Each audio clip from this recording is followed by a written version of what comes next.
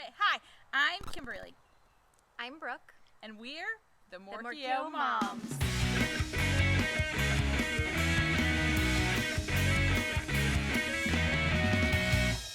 So I have two boys with Morquio. Titus is currently 9 and Zane is 7.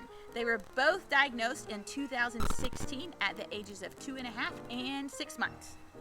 And I also have two boys. Maximus is 13 and Miles is 8.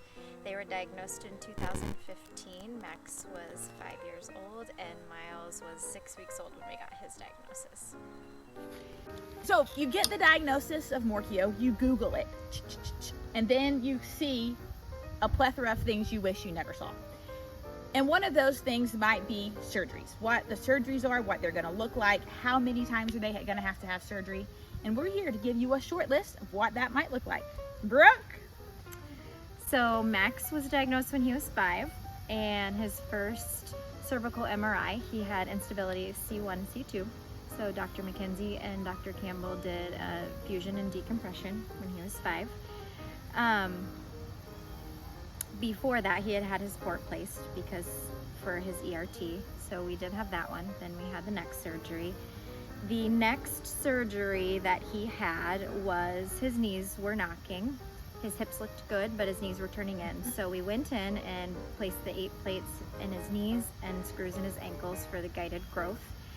About a year later, those started to overcorrect, which is normal. Which is good. It's what we want. Good. So we took them out. And then about a year later, we put them back in. Max is on the taller side. He's about 4 feet 2 inches and he's 13. So he had his 8 plates placed and removed a couple of times, but that's a little bit bittersweet because that means he's continuing to grow. So then we took those out again.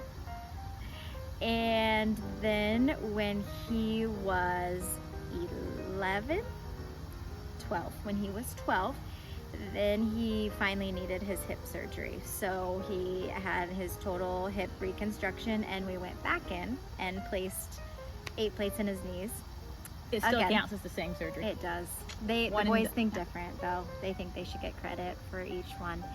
And then about 15 months later, he had his blade plates taken out of his hips and his 8 plates taken out of his knees. So he currently only has screws in his ankles, which will stay.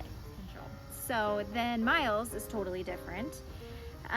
He had his first port placed when he was a little chubby 8-month-old for ERT. And then he has had nothing. And then recently he had his port exchanged. He needed a new one because he had that one for so long he outgrew it. And then he just had his first surgery, which was hips, knees, and ankles. So his first one was a biggie for him. Titus was diagnosed at 2.5 and he had an MRI and his port placed. They put him to sleep for his MRI and port placement. And that was his first surgery at 2.5. And during that, they said, okay, neck surgery time. So then a few months later, he had his neck fusion and decompression surgery. He was right before his 3rd birthday. At 5, he had his hip reconstruction and his 8 plates put in his knees and ankles. So then he had his 8 plates removed from his legs. And then recently he had surgery to have his hip hardware taken out as well as 8 plates put back in. So he is 9 years old and I think he's had 5 surgeries. Yep. Okay, and then Zane was diagnosed as a baby and he had port placement number 1. Didn't go so great. Port placement number 2 a month later. And then when he was 2, he had his neck fusion and decompression. Then at 4, he had his hip reconstruction surgery.